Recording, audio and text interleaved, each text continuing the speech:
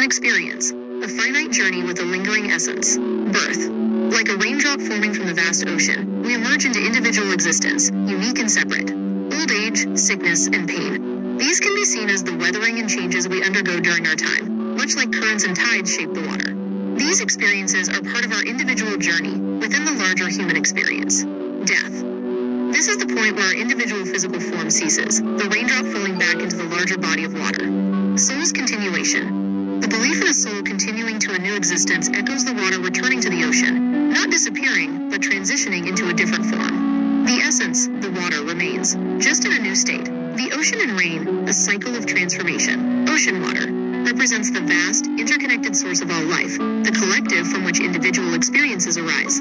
Evaporation. This process, driven by energy, lifts the water into the atmosphere, symbolizing the transition or separation from the physical realm. Clouds. These can be seen as the intermediary stage, holding the potential for new forms, much like the realm between one existence and another in some beliefs. Rain. The water returns to the earth in a new form, nourishing and sustaining life, representing the soul's potential for a new existence or influence.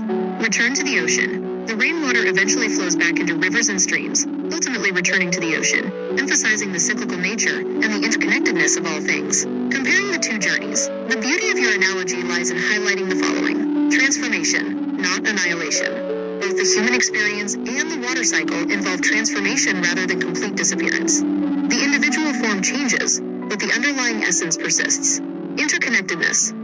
Just as all water is ultimately connected in the ocean, many spiritual beliefs emphasize the interconnectedness of souls, or a universal consciousness. Cyclical nature.